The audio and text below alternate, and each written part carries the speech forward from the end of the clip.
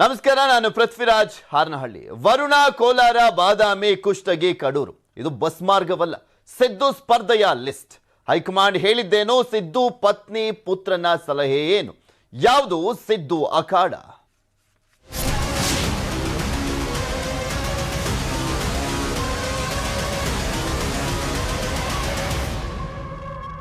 ಮಾಜಿ CM ಸಿದ್ದರಾಮಯ್ಯನವರಿಗೆ ಕ್ಷೇತ್ರದ್ದೇ tension ನಿಜಕ್ಕೂ ಇದೆಯಾ, ಅಥವಾ ಅವರು ಏನಾದರೂ ಗೊಂದಲ ಮೂಡಿಸ್ತಾ ಇದ್ದಾರಾ ಅನ್ನುವಂತ ಸಹಜ ಕುತೂಹಲ ಕಾಡ್ತಾ ಇದೆ.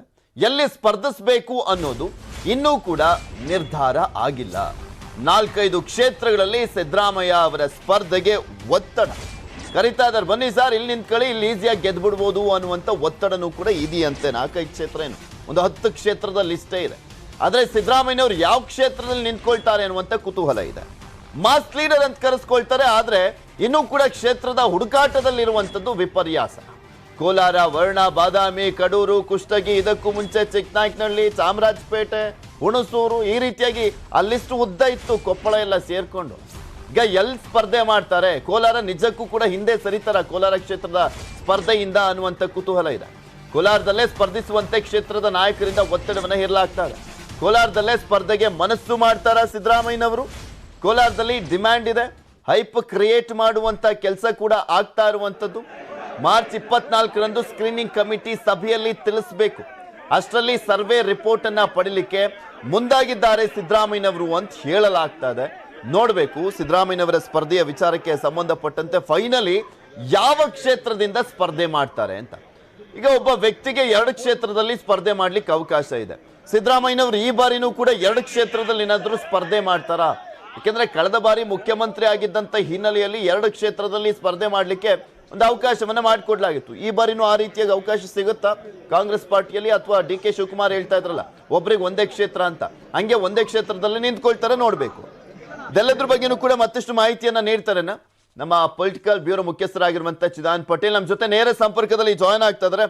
ಚಿದಾನ್ ಪಟೇಲ್, ಒಬ್ಬರು ಮಾಸ್ ಲೀಡರ್, ಕ್ಷೇತ್ರದ ಹುಡುಕಾಟದಲ್ಲಿ ಇರುವಂತದ್ದು ವಿಪರ್ಯಾಸ ಅಂತ ಹೇಳ್ಬೇಕಾ, ಅಥವಾ ಇದು ಕೂಡ ರಾಜಕೀಯ ಸ್ಟ್ರಾಟಜಿಯ ಒಂದು ಭಾಗನ?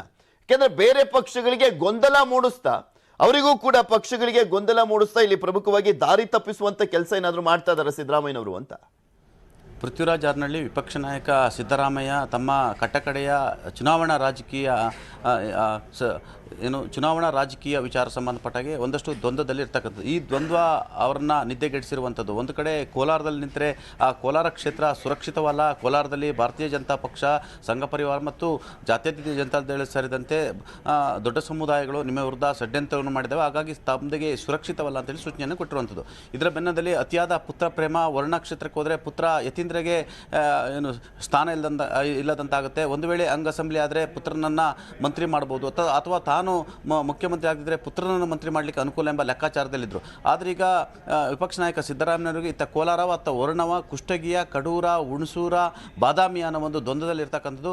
ಈ ರಾಜ್ಯದ ಅತಿದೊಡ್ಡ ಮಾಸ್ ಲೀಡರ್ ಒಬ್ಬರು ತನ್ನ ಕ್ಷೇತ್ರವನ್ನು ಹುಡುಕಲಿಕ್ಕೆ ಆಗದೇ ಇರತಕ್ಕಂಥದ್ದು ಅತಿದೊಡ್ಡ ವಿಪರ್ಯಾಸ ಅಂತ ಹೇಳಿದ್ರು ತಪ್ಪಾಗಲಾರದು.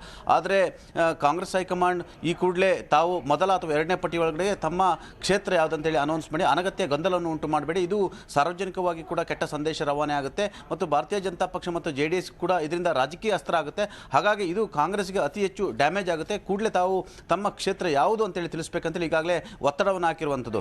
ಈಗಾಗಲೇ ಕಾಂಗ್ರೆಸ್ ಹೈಕಮಾಂಡ್ ಮೊದಲ ಪಟ್ಟಿಯಲ್ಲಿ ತಾವು ವರ್ಣದಲ್ಲಿ ಸ್ಪರ್ಧೆ ಮಾಡೋದು ವರ್ಣದಲ್ಲಿ ಅಂತಲೇ ಹೇಳಿ, ಅಥವಾ ಕೋಲಾರದಲ್ಲಿ ಅಂತ ಹೇಳಿದರೆ ಕೋಲಾರದಲ್ಲಿ ಹೇಳಿ, ಮೊದಲ ಪಟ್ಟಿಯಲ್ಲಿ ಅನೌನ್ಸ್ ಮಾಡ್ತೀವಿ ಅಂತ ಈಗ ಒತ್ತಡವನ್ನು ಹಾಕಿರುವಂಥದ್ದು. ಆದರೆ ಇದೇ ಮಾರ್ಚ್ 24ರಂದು ಸ್ಕ್ರೀನಿಂಗ್ ಕಮಿಟಿ ಸಭೆ, 2ನೇ ಸಭೆ ಬೆಂಗಳೂರು ನಡೀತಿದೆ. ಸ್ಕ್ರೀನಿಂಗ್ ಕಮಿಟಿ ಸಭೆಯ ನಂತರ ಅವರು ಅನೌನ್ಸ್ ಮಾಡೋ ಸಾಧ್ಯತೆ ಇದೆ ಅಂತ ಹೇಳಲಾಗ್ತದೆ.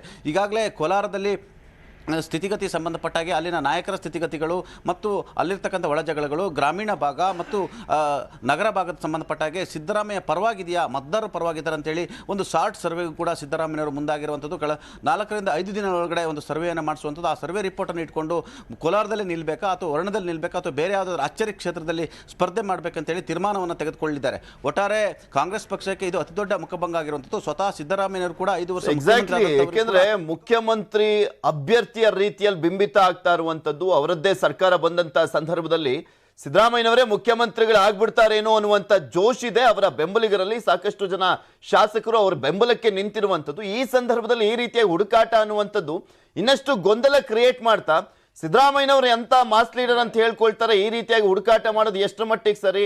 ಇವರಂತ ಮಾಸ್ ಲೀಡರ್ ಅಲ್ಲ ಅಂತ ಹೇಳ್ಕೊಳ್ಳಿಕ್ಕೂ ಈಸಿ ಆಗ್ಬಿಡ್ತಲ್ಲ ಬಿಜೆಪಿ JDS ಪಕ್ಷಕ್ಕೆ. ಅನುಕಂಪದ ಮಾತುಗಳನ್ನ ಆಡ್ತಾ ಇದ್ರು ಕುಮಾರಸ್ವಾಮಿ ಅವರು, ಮತ್ತೊಂದು ಅಸ್ತ್ರ ಸಿಕ್ಕಿದೆ ಅವರಿಗೆ. ಖಂಡಿತವಾಗಿ ಪೃಥ್ವಿರಾಜ್, ಪ್ರಮುಖವಾಗಿ ಕೋಲಾರದಲ್ಲಿ ಸಿದ್ದರಾಮಯ್ಯಗೆ ಯಾರ ಭಯ ಅನ್ನೋದು ಪ್ರಶ್ನೆ ಆಗಿರುವಂಥದ್ದು. KH ಮುನಿಯಪ್ಪ ಭಯ ಆರಂಭವಾಗಿರುವಂಥದ್ದು. ಯಾಕಂತ ಹೇಳಿದ್ರೆ ಸಿದ್ದರಾಮಯ್ಯವರು ಇದೇ ಮಾರ್ಚ್ 21-22 ಕಾರ್ಯಕ್ರಮಕ್ಕೆ ಸಂಬಂಧಪಟ್ಟಾಗೆ ಕಾರ್ಯಕ್ರಮ ನಿಗದಿಯಾಗಿದೆ. ತಾವು ಕೂಡ ಸಿದ್ದರಾಮಯ್ಯ ಜೊತೆ ಕೋಲಾರ ಕ್ಷೇತ್ರ ಟೂರ್ ಬರಬೇಕಂತ ಕೇಳಿದ ಸಂದರ್ಭದಲ್ಲಿ KH ಮುನಿಯಪ್ಪನವರು ನನ್ನನ್ನು ಕೇಳಿ ಕಾರ್ಯಕ್ರಮನ ಫಿಕ್ಸ್ ಮಾಡಿದ್ರ ಅಂತೇಳಿ ಪ್ರಶ್ನೆಯನ್ನು ಮಾಡ್ತಿದ್ದಾರಂತೆ. ಜೊತೆಗೆ ಕೋಲಾರದ ಪ್ರತಿಯೊಂದು ಕಾರ್ಯಕ್ರಮವನ್ನು ಕೂಡ ಯಾವುದೇ ವಿಚಾರವನ್ನು ಹೇಳಿದ್ರು ಕೂಡ KH ಮುನಿಯಪ್ಪ ಯಾರನ್ನು ಕೇಳಿ ಕಾರ್ಯಕ್ರಮವನ್ನು ಫಿಕ್ಸ್ ಮಾಡಿ ಎಂಬ ಪ್ರಶ್ನೆಯನ್ನು ಮಾಡ್ತಿರುವಂಥದ್ದು. ಕಳೆದ ಮಾರ್ಚ್ 18ನೇ ತಾರೀಕು KH ಮುನಿಯಪ್ಪನವರು ತನ್ನ ಬೆಂಬಲಿಗರೊಂದಿಗೆ ಒಂದು ರಹಸ್ಯ ಸಭೆ ಮಾಡಿರುವಂಥದ್ದು. ಹಾಗಾಗಿ ಇಲ್ಲೊಂದು ಕಡೆ ಕೋಲಾರ ಬಾಕಿ ಸಿದ್ದರಾಮಯ್ಯ ಬಂದರೆ, ಕಳೆದ MP ಚುನಾವಣೆಯಲ್ಲಿ ರಮೇಶ್ ಕುಮಾರ್ ಸೇರಿದಂತೆ ಎಲ್ಲರೂ ಸೇರಿ ನನ್ನನ್ನು ಮುಗಿಸಿದ್ರು. ಕೋಲಾರಕ್ಕೆ ಸಿದ್ದರಾಮಯ್ಯ ಬಂದರೆ ಮುಂದಿನ ದಿನಗಳಲ್ಲಿ ಕೋಲಾರದಲ್ಲಿ ನನ್ನ ರಾಜಕೀಯಕ್ಕೆ ಕೂಡ ಎದುರು ತೊಡರು ಆಗ್ಬೋದು, ಸಿದ್ದರಾಮಯ್ಯ ಕೋಲಾರ ಜಿಲ್ಲೆಯ ರಾಜಕೀಯನೇ ಮುಗಿಸ್ಬೋದು ಎಂಬ ಆತಂಕ ಎದುರಾಗಿರುವಂಥದ್ದು. ಹಾಗಾಗಿ ಇಲ್ಲಿ ಪ್ರಮುಖವಾಗಿ KH ಮುನಿಯಪ್ಪನವರ ಅಸಹಕಾರ, ಅಲ್ಲಿರ್ತಕ್ಕಂಥ ಬಹುಸಂಖ್ಯಾತ ಒಕ್ಕಲಿಗರು ಸಿದ್ದರಾಮಯ್ಯರಿಗೆ ಮತ ಹಾಕಲ್ಲ ಎಂಬ ಲೆಕ್ಕಾಚಾರ, ಈ ಎಲ್ಲದರ ನಡುವೆ ಕೂಡ DK ಶಿವಕುಮಾರ್ ಮತ್ತು ಡಾಕ್ಟರ್ G ಪರಮೇಶ್ವರ ಆತಂಕ ಕೂಡ ಎದುರಾಗಿರುವಂಥದ್ದು. ಇದರ ಜೊತೆಗೆ RSS ಮತ್ತು BJP ಹಾಗೂ JDS ಷಡ್ಯಂತ್ರ ಮಾಡಿದ್ದಾರೆ, ಚಕ್ರವ್ಯೂಹವನ್ನು ರಚನೆ ಮಾಡ್ತಾರೆ ಎಂಬ ಆತಂಕ ಎದುರಾಗಿರುವಂಥದ್ದು. ಪ್ರಮುಖವಾಗಿ KH ಮುನಿಯಪ್ಪನವರ ಅಸಹಕಾರ, ಸಿದ್ದರಾಮಯ್ಯನವರು ಕೋಲಾರ ಕ್ಷೇತ್ರಕ್ಕೆ ಹೋಗ್ಲಿಕ್ಕೆ ಕೋಲಾರ ಕ್ಷೇತ್ರದಲ್ಲಿ ಮುನಿಯಪ್ಪ ಸೇರಿದಂತೆ ಸಾಕಷ್ಟು ಜನರ ಅಸಹಕಾರ ಅಂತ ಅನ್ಕೊಂಡ್ರು ಕೂಡ, ಈಗ ಮಾರ್ಚ್ 27ನೇ ತಾರೀಕು ಫಸ್ಟ್ ಲಿಸ್ಟ್ ಅನೌನ್ಸ್ ಆಗುತ್ತೆ ಅಂತ ಸಿದ್ದರಾಮಯ್ಯನವರೇ ಮೊನ್ನೆ ಅವರೇ ಸ್ಟೇಟ್ಮೆಂಟ್ ಅನ್ನ ಕೊಟ್ಟಿದ್ರು. ಯುಗಾದಿ ಹಬ್ಬದ ಸಂಭ್ರಮದಲ್ಲಿ ಆ ಒಂದು ಪಟ್ಟಿ ರಿಲೀಸ್ ಆಗ್ಬೋದು ಅಂತ. ಅಕಸ್ಮಾತ್ ಅದರಲ್ಲಿ ಇರುತ್ತೋ ಇಲ್ವೋ, ಆದ್ರೆ ಕೋಲಾರ ಬೇಡ ಅಂದ್ರೆ ಬೇರೆ ಯಾವ್ದಾದ್ರು ಕ್ಷೇತ್ರದಲ್ಲಿ ಸರ್ವೆಯನ್ನ ಮಾಡಿಸಿದ್ದಾರಾ? ಏನಾದ್ರು ಅಲ್ಲೇನಾದ್ರೂ ನಿಂತ್ಕೊಳ್ಳುವಂತ ಸಾಧ್ಯತೆ ಇದೆಯಾ? ಕೋಲಾರದ ಜೊತೆಗೆ ಇನ್ನೊಂದು ಕ್ಷೇತ್ರನ, ಅಥವಾ ಕೋಲಾರ ಬೇಡವೇ ಬೇಡ ಮತ್ತೊಂದು ಒಂದೇ ಒಂದು ಕ್ಷೇತ್ರದಲ್ಲಿ ನಿಂತ್ಕೊಳ್ತಾರಾ? ಕಳೆದ ಬಾರಿ ಅಂತ 2 ಕ್ಷೇತ್ರದಲ್ಲಿ ಸ್ಪರ್ಧೆ ಮಾಡೋ ಸಾಧ್ಯತೆ ಇದೆಯಾ? ಪೃಥ್ವಿ, ಸಿದ್ದರಾಮಯ್ಯವರು ಕೋಲಾರ ಸೇರಿದಂತೆಗೆ 2 ಕ್ಷೇತ್ರವನ್ನು ಬೇಡಿಕೆಯನ್ನು ಇಟ್ಟಿದ್ರು. ಆದರೆ ಕಾಂಗ್ರೆಸ್ ಹೈಕಮಾಂಡ್ 2 ಕ್ಷೇತ್ರದಲ್ಲಿ ಸ್ಪರ್ಧೆ ಮಾಡುವ ಬೇಡಿಕೆಯನ್ನು ನಿರಾಕರಿಸಿರುವಂಥದ್ದು. ಯಾಕಂತ ಹೇಳಿದ್ರೆ ಸಿದ್ದರಾಮಯ್ಯ 2 ಕ್ಷೇತ್ರವನ್ನು ಕೇಳಿದ್ರೆ ಇತ್ತ ಡಾಕ್ಟರ್ G ಪರಮೇಶ್ವರ್ ಸೇರಿದಂತೆ ಅನೇಕ ಪ್ರಮುಖ ಮುಖಂಡರುಗಳು ಕೂಡ ತಮಗೂ ಕೂಡ 2 ಕ್ಷೇತ್ರಗಳು ಬೇಕು ಅಂತ ಹೇಳ್ತಾರೆ. ಇದು ಅನಗತ್ಯಕ್ಕೆ ಗೊಂದಲಕ್ಕೆ ಎಡೆ ಮಾಡಿಕೊಡುವಂಥದ್ದು. ಮತ್ತು KPCC ಅಧ್ಯಕ್ಷ DK ಶಿವಕುಮಾರ್ ಕೂಡ 2 ಕ್ಷೇತ್ರದಲ್ಲಿ ಸ್ಪರ್ಧೆ ಮಾಡಲಿಕ್ಕೆ ವಿರೋಧವನ್ನು ವ್ಯಕ್ತಪಡಿಸ್ತಾರೆ ಎಂಬ ಕಾರಣಕ್ಕಾಗಿ ಈಗಾಗಲೇ ಕಾಂಗ್ರೆಸ್ ಹೈಕಮಾಂಡ್ ತಾವು ಯಾವ ಕ್ಷೇತ್ರ ಕೇಳ್ತೀರೋ ಆ ಕ್ಷೇತ್ರಕ್ಕೆ ನಾವು ನಿಮಗೆ ಟಿಕೆಟನ್ನು ಕೊಡ್ತೀವಿ, ಆದರೆ ಒಂದೇ ಕ್ಷೇತ್ರಕ್ಕೆ ಕೊಡುವಂಥದ್ದು, ಆ ಕ್ಷೇತ್ರ ಯಾವುದಂತ ಹೇಳಿ ಅಂತೇಳಿ ಈಗಾಗಲೇ ದುಂಬಾಲ ಬಿದ್ದಿರುವಂಥದ್ದು. ಪ್ರಮುಖವಾಗಿ ಈಗಾಗಲೇ ಕಾಂಗ್ರೆಸ್ ಹೈಕಮಾಂಡ್ ಕೂಡ ಕೂಡಲೇ ತಾವು ಯಾವ ಕ್ಷೇತ್ರ ಅಂತ ಅನೌನ್ಸ್ ಮಾಡಿ ಈಗಾಗಲೇ ಕಾಂಗ್ರೆಸ್ ಹೈಕಮಾಂಡ್ ಕೂಡ ಮೊದಲ ಪಟ್ಟಿಯಲ್ಲೇ ತಮ್ಮ ಹೆಸರು ಇರಬೇಕಂತೇಳಿ ಸೂಚನೆಯನ್ನು ಕೊಟ್ಟಿರುವಂಥದ್ದು. ಆದರೆ ಸಿದ್ದರಾಮಯ್ಯವರು ಬಹುಶಃ ಇವತ್ತು ರಿಲೀಸ್ ಆಗ್ತಕ್ಕಂಥ ಮೊದಲ ಪಟ್ಟಿಯಲ್ಲಿ ತಮ್ಮ ಹೆಸರನ್ನು ಸೇರಿಸ್ತಾರಾ ಅಥವಾ 2ನೇ ಪಟ್ಟಿಯಲ್ಲಿ ಸೇರಿಸ್ತಾರ ಅನ್ನೋದು ಕಾದು ನೋಡಬೇಕಾಗಿದೆ. ಒಟ್ಟಾರೆ ಕೋಲಾರದಲ್ಲಿ KH ಮುನಿಯಪ್ಪನವರ ಭಯ ಅವರಿಗೆ ಕಾಡಿರುವಂಥದ್ದು. ಹಾಗಾಗಿ KH ಮುನಿಯಪ್ಪನವರ ಅಸಹಕಾರ ಮತ್ತು ಆತಂಕದ ಕಾರಣಕ್ಕಾಗಿ ಕೋಲಾರದಲ್ಲಿ ಎಲ್ಲ ಒಂದು ಕಡೆ ಸ್ಪರ್ಧೆ ಮಾಡಲಿಕ್ಕೆ ಈ ಕ್ಷಣವೂ ಕೂಡ ವಿಪಕ್ಷ ನಾಯಕ ಸಿದ್ದರಾಮಯ್ಯನವರು ಹಿಂದೇಟು ಆಗ್ತಿರುವಂಥದ್ದು. Prithvi, okay, thank you Chidan Patel ನಿಮ್ಮೆಲ್ಲ ಮಾಹಿತಿಗಾಗಿ. ಸಿದ್ದು ಸ್ಪರ್ಧೆಗೆ ಸಿದ್ಧ, ಹೇಗಿದೆ ಕೋಲಾರ ಅಖಾಡ? ಮನೆ ಮುಂದೆ ಹೈಡ್ರಾಮಾ, ರಣಭೂಮಿಯ ಅಸಲಿತ್ಯಾದ್ರೂ ಏನು? ಕಾರ್ಯಕರ್ತರಲ್ಲ ಏನಂತಾರೆ ಕೋಲಾರ ಮತದಾರ? ಕೋಲಾರ ರಣಕರ. News 18 ground report.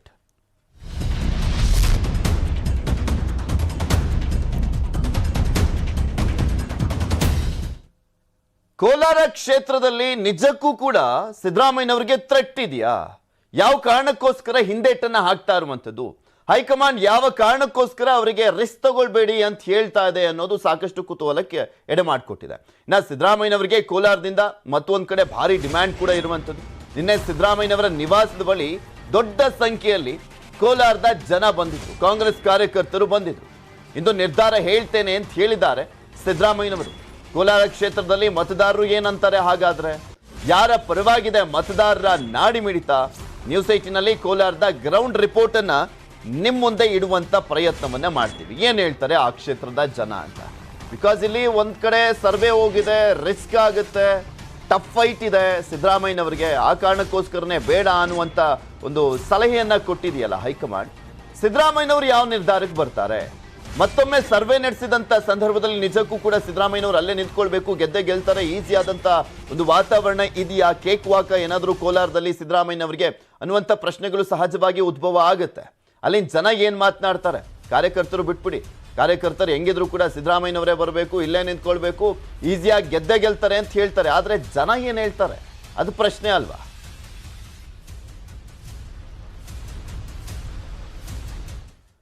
ಸಿದ್ದರಾಮಯ್ಯ ಕ್ಷೇತ್ರ ರಾಜಕೀಯದ ಬಗ್ಗೆ ಕೋಲಾರ ಮತದಾರ ಏನ್ ಹೇಳ್ತಾನೆ? ನ್ಯೂಸ್ 18 ಜೊತೆ ಮತದಾರರು ತಮ್ಮ ಅಭಿಪ್ರಾಯವನ್ನ ಹಂಚಿಕೊಂಡಿದ್ದಾರೆ. ಏನ್ ಹೇಳಿದ್ದಾರೆ ಕೇಳೋಣ. ಸಿದ್ದರಾಮಯ್ಯನವರು ಕೋಲಾರದಿಂದ ಸ್ಪರ್ಧೆ ಮಾಡಬೇಕಾ ಬೇಡವಾ ಅನ್ನೋದ್ರ ಬಗ್ಗೆ ದೊಡ್ಡ ಮಟ್ಟದಲ್ಲಿ ಚರ್ಚೆ ಆಗ್ತಾ ಇದೆ. ಆದ್ರೆ ಇದ್ರ ಬಗ್ಗೆ ಸಾಮಾನ್ಯ ಜನರು ಏನ್ ಹೇಳ್ತಾರೆ? ನಿಮ್ಮ ನ್ಯೂಸ್ 18 ಕನ್ನಡ ಇವತ್ತು ಕೋಲಾರ ತಾಲೂಕಿನ ಇಡೀ ಒಂದು ಗ್ರಾಮೀಣ ಭಾಗ ಮತ್ತು ನಗರ ಭಾಗದಲ್ಲಿ ಜನರು ಈ ಬಗ್ಗೆ ಏನ್ ಹೇಳ್ತಾರೆ ಅಂತಕ್ಕಂಥದ್ದು ಒಂದು ಒಪಿನಿಯನ್ ಕಲೆಕ್ಟ್ ಮಾಡುವಂತ ಪ್ರಯತ್ನ ಮಾಡ್ತಾ ಇದೀವಿ. ನಾವೀಗ ಕೋಲಾರ ನಗರದಲ್ಲಿ ಇರ್ತಕ್ಕಂಥ ಏನು ಅತಿ ಸೂಕ್ಷ್ಮ ಪ್ರದೇಶ ಏನಿದೆ ಕ್ಲಾಕ್ ಟವರ್ ಪ್ರದೇಶದಲ್ಲಿದ್ದೀವಿ. ಈ ಒಂದು ಕ್ಲಾಕ್ ಟವರ್ ಪ್ರದೇಶದಲ್ಲಿ ಸಾಕಷ್ಟು ಜನರು ಕೂಡ ನ್ಯೂಸ್ 18 ಜೊತೆಗೆ ಮಾತಾಡ್ಲಿಕ್ಕೆ ಈಗ ಸಿದ್ಧರಾಗಿದ್ದಾರೆ. ಅವರನ್ನ ನಾವು ಮಾತಾಡಿಸ್ತಾ ಹೋಗೋಣ. ಅವರು ಸಿದ್ದರಾಮಯ್ಯ ಸ್ಪರ್ಧೆ ಬಗ್ಗೆ ಏನ್ ಹೇಳ್ತಾರೆ ಅನ್ನೋದನ್ನ ಕೇಳೋಣ. ಸರ್, ಈಗ ಕೋಲಾರದಿಂದ ಸಿದ್ದರಾಮಯ್ಯನವರು ಸ್ಪರ್ಧೆ ಮಾಡಬೇಕಾ ಬೇಡವಾ ಅನ್ನೋದ್ರ ಬಗ್ಗೆ ದೊಡ್ಡ ಮಟ್ಟದಲ್ಲಿ ಚರ್ಚೆ ಆಗ್ತಾ ಇದೆ. ಕಾಂಗ್ರೆಸ್ ಕಾರ್ಯಕರ್ತರು ಕೂಡ ನಿನ್ನೆ ಅವ್ರ ಮನೆಗೆ ಹೋಗಿ ಸಾಕಷ್ಟು ಒತ್ತಾಯವನ್ನು ಕೂಡ ಮಾಡಿದ್ರು. ಈಗ ಕೋಲಾರದ ಸ್ಥಳೀಯ ನಾಗರಿಕರಾಗಿ ನೀವೇನ್ ಹೇಳ್ತೀರಾ ಅದ್ರ ಬಗ್ಗೆ? ಇಲ್ಲ ಸರ್, ನಮ್ಮ ಸಿದ್ದರಾಮಯ್ಯ ಒಳ್ಳೆಯವರು. ಅವ್ರು ಬಂದ್ರೆ ನಮಗೆ ಚೆನ್ನಾಗಿ ಇದಾಗ್ತಾ ಇದೆ, ಕೋಲಾರ ಇಂಪ್ರೂವ್ಮೆಂಟ್ ಆಗ್ತದೆ. ಅವ್ರು ಬಂದ್ರೆ ನಮಗೆ ಪುಣ್ಯ ಬಂದಂಗೆ. ಏನು ಅಂತ ಒಳ್ಳೆ ಕೆಲಸ ಸಿದ್ದರಾಮಯ್ಯ ಏನ್ ಮಾಡಿದ್ದಾರೆ ಕೋಲಾರಕ್ಕೆ? ಅಕ್ಕಿ ಸಸ್ತ ಮಾಡಿದ್ದಾರೆ, ಅಕ್ಕಿ ಮಾಡಿದ್ರೆ ಎಲ್ಲ ಮಾಡ್ತಾರೆ. ಈಗ 2,000 ಮಾಡ್ತಾರಂತೆ, ಏನೋ ಪಿಂಚಣಿ ಮಾಡ್ತಾರಂತೆ. ಬಹಳ ಒಳ್ಳೆ ಕೆಲಸ ಮಾಡ್ತಾರೆ. ಅವ್ರು ಬಂದ್ರೆ ನಮಗೆ ಬಹಳ ಒಳ್ಳೇದು. ಈ ಹಿಂದೆ ಸಿದ್ದರಾಮಯ್ಯನವರು ಆಡಳಿತ ಕೊಟ್ಟಂತ ಸಿದ್ದರಾಮಯ್ಯನವರು ಮುಖ್ಯಮಂತ್ರಿ ಆಗಿದ್ದ ಸಂದರ್ಭದಲ್ಲಿ ಇವತ್ತು ಕೋಲಾರ ಜಿಲ್ಲೆ ಬರಡು ಪ್ರದೇಶ ಆಗಿತ್ತು. ಹಾಗಾಗಿ ಅವತ್ತಿನ ದಿನ ಇವತ್ತು ಈ ಹಿಂದೆ ಇದ್ದಂತ ಮುಖ್ಯಮಂತ್ರಿಗಳು ಯಾರೇ ಆಗಿದ್ರು ಕೂಡ ಇಲ್ಲಿ ನೀರಾವರಿ ಯೋಜನೆಗೆ ಯಾವುದೇ ಕೂಡ ಯೋಚನೆ ಮಾಡಿರಲಿಲ್ಲ. ಆದ್ರೆ ಸಿದ್ದರಾಮಯ್ಯನವರು ಇದ್ದಂತ ಸಂದರ್ಭದಲ್ಲಿ ಈ ಒಂದು ಭಾಗಕ್ಕೆ ಕೆಸಿ ವ್ಯಾಲಿ ನೀರನ್ನ ಕೊಟ್ಟಿದ್ದಾರೆ. ಸುಮಾರು 1,600ರಿಂದ 1,800 ಕೋಟಿಗಳಷ್ಟು ಖರ್ಚನ್ನ ಕೋಲಾರ ಒಂದು ಕೆಸಿ ವ್ಯಾಲಿ ನೀರಿಗೆ ಕೊಟ್ಟಿದ್ದಾರೆ. ಅದ್ರ ಜೊತೆಯಲ್ಲಿ ಮತ್ತೆ ಎತ್ತಿನ ಹೊಳೆ ಯೋಜನೆಗೂ ಕೂಡ 16,500 ಕೋಟಿಗಳನ್ನ ಅವರು ಕೊಟ್ಟಿದ್ದಾರೆ. ಈ ಜಿಲ್ಲೆಗೆ ಸಿದ್ದರಾಮಯ್ಯ ಅಂತ ಒಂದು ನಾಯಕರು ಇಲ್ಲಿ ನಾವು ಶಾಸಕರಾದ್ರೆ ಇಡೀ ನಮ್ಮ ಈ ಮೊದಲ ಕರ್ನಾಟಕ ರಾಜ್ಯದ ಮುಖ್ಯಮಂತ್ರಿ ಕೊಟ್ಟಂತ ಜಿಲ್ಲೆ ಮತ್ತೆ ಎರಡನೇ ಮುಖ್ಯಮಂತ್ರಿನೂ ಸಹ ನಮ್ಮ ಕೋಲಾರ ಜಿಲ್ಲೆಯಿಂದ ಕೊಡಬೇಕಂತ ನಾವೆಲ್ಲರೂ ನಿರೀಕ್ಷೆಯಲ್ಲಿ ಇದ್ದೀವಿ.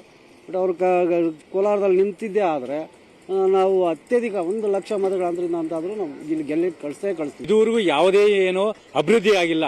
ಅವರು 5 ವರ್ಷ ಮುಖ್ಯಮಂತ್ರಿ ಆಗಿದ್ರು. ಅವ್ರೇನ್ ಹೇಳ್ತಾರೆ, ನಾನು 10 ಕೆಜಿ ಅಕ್ಕಿ ಕೊಟ್ಟಿದ್ದೀನಿ, ನಾನೇನು ಬಡವ ಇದು ಹಸಿವು ಮುಕ್ತ ಇದು ರಾಜ್ಯ ಮಾಡಿದ್ದೀನಿ ಅಂತ ಹೇಳ್ತಾರೆ. ಆದ್ರೆ ಅಕ್ಕಿ ಕೊಟ್ರೆ ಏನು ಅಭಿವೃದ್ಧಿ ಆಗಲ್ಲ ಸ್ವಾಮಿ. ಇನ್ನು ಸೋಂಬೇರಿಗಳೇ ಆಗಿದ್ದಾರೆ ಹೊರತು ಯಾವುದೂ ಆಗಿಲ್ಲ. ಒಟ್ಟಾರೆ ಕೋಲಾರ ಜಿಲ್ಲೆ, ಅದು ಕೋಲಾರ ವಿಧಾನಸಭಾ ಕ್ಷೇತ್ರ ಹೈ ವೋಲ್ಟೇಜ್ ಕ್ಷೇತ್ರ ಆಗಿ ಮಾರ್ಪಾಡ್ತಾ ಇದೆ. ದಿನೇ ದಿನೇ ಸಿದ್ದರಾಮಯ್ಯನವರು ಬರ್ತಾ ಇದ್ದಾರೆ, ಈ ಕಡೆ ವರ್ತೂರ್ ಪ್ರಕಾಶ್ ಅವರು ಇದ್ದಾರೆ, ಈ ಕಡೆ ಸ್ಥಳೀಯ ರೈತ ಮುಖಂಡರಾದ ರೈತರ ಮಗರಾದ CMR ಶ್ರೀನಾಥ್ ಅವರು ಇದ್ದಾರೆ. ಆದ್ರೆ ಇಲ್ಲಿ ಜನರ ಗೊಂದಲ ಆಗ್ತಾ ಇದೆ. ಏನು ಇವತ್ತು ಸಿದ್ದರಾಮಯ್ಯನವರು ಬಂದ್ರೆ ಕೋಲಾರ ಏನು ಇಂಪ್ರೂವ್ ಆಗ್ಬಿಡ್ತೈತಾ? ಆಗಲ್ಲ. ಯಾಕಂದ್ರೆ 5 ವರ್ಷದಲ್ಲಿ ಮಾಡೋದು ಇವತ್ತು ಇಲ್ಲಿ ಮಾಡ್ತಾರೆ. ಅವರ ಕ್ಷೇತ್ರನೇ ಅವರೇ ಆಯ್ಕೆ ಮಾಡ್ಕೊಂತ ಅಲ್ಲ. ಒಟ್ಟಾರೆಯಾಗಿ ನಾವು ಸಿದ್ದರಾಮಯ್ಯನವ್ರು ಬಂದ್ರೆ ಸ್ವಾಗತ ಮಾಡೋಣ. ಆದ್ರೆ ಈ ಒಂದು ಕೋಲಾರ ಜಿಲ್ಲೆ ಅಭಿವೃದ್ಧಿ ಆಗ್ತಾ ಇರೋದು ಖಂಡಿತವಾಗ್ಲಿಲ್ಲ. ಈ ಮಾರ್ಕೆಟ್ ಅಲ್ಲಿ ಇವತ್ತು ಮಾರ್ಕೆಟ್ ಅಲ್ಲಿ ಇದೀವಿ.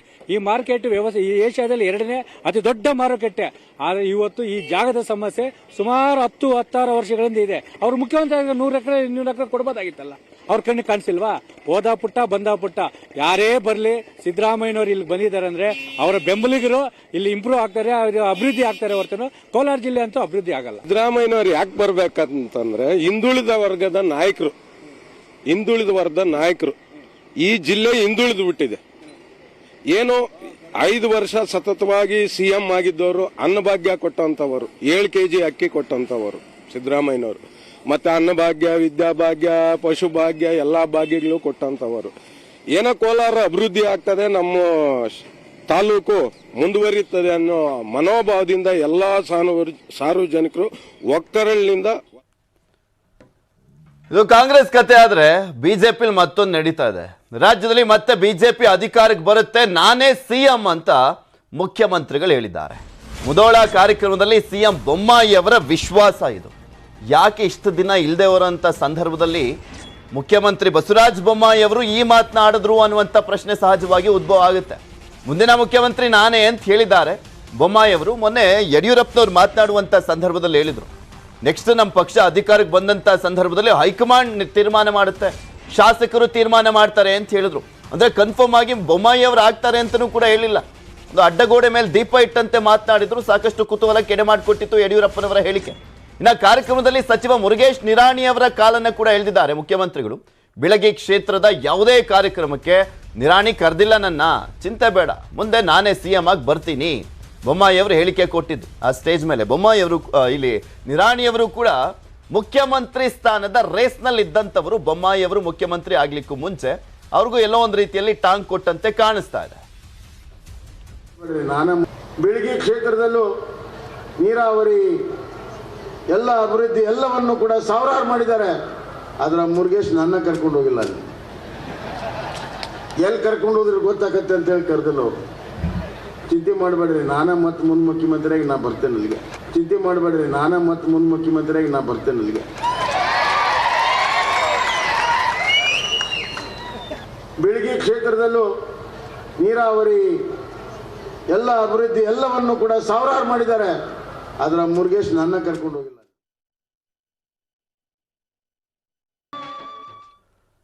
ಇವತ್ತು ನಾಡಿನೆಲ್ಲೆಡೆ ಯುಗಾದಿ ಹಬ್ಬದ ಸಂಭ್ರಮ. ಹಿಂದೂ ಕ್ಯಾಲೆಂಡರ್ ಪ್ರಕಾರ ಯುಗಾದಿ ಹಬ್ಬವನ್ನ ಚೈತ್ರ ಮಾಸದ ಮೊದಲ ದಿನದಂದು ಆಚರಿಸಲಾಗ್ತದೆ. ಮನೆಯನ್ನ ಹೂವು, ರಂಗೋಲಿ, ತಳಿರು, ತೋರಣಗಳಿಂದ ಅಲಂಕರಿಸಿ ಬೇವು ಬೆಲ್ಲ ತಿಂದು ಸಂಭ್ರಮಿಸ್ತಾ ಇದ್ದಾರೆ. ದೇವಸ್ಥಾನಗಳಲ್ಲಿ ಬೆಳಗ್ಗೆಯಿಂದಲೇ ವಿಶೇಷ ಪೂಜೆ ಪುನಸ್ಕಾರಗಳನ್ನು ನೆರವೇರಿಸಲಾಗ್ತಾ ಇದೆ. ಐತಿಹಾಸಿಕ ಬಸವನಗುಡಿ ದೊಡ್ಡ ಗಣೇಶ ದೇಗುಲದಲ್ಲಿ ವಿಶೇಷ ಪೂಜೆಯಲ್ಲಿ ಭಕ್ತರು ಭಾಗಿಯಾಗಿದ್ದಾರೆ. ಕರ್ನಾಟಕದ ಸಮಸ್ತ ಜನತೆಗೆ ಯುಗಾದಿ ಹಬ್ಬದ ಶುಭಾಶಯ ಕೋರಿ ಟ್ವೀಟ್ ಮಾಡಿದ್ದಾರೆ ಕೇಂದ್ರ ಗೃಹ ಸಚಿವ ಅಮಿತ್ ಶಾ. ಉತ್ಸಾಹಭರಿತ ಈ ಹಬ್ಬವು ನಿಮ್ಮ ಜೀವನದಲ್ಲಿ ಹೊಸ ಭರವಸೆ, ಸಂತೋಷ, ಪ್ರಗತಿ ಮತ್ತು ಸಮೃದ್ಧಿಯನ್ನ ತರಲಿ ಅಂತ ವಿಶ್ ಮಾಡಿದ್ದಾರೆ.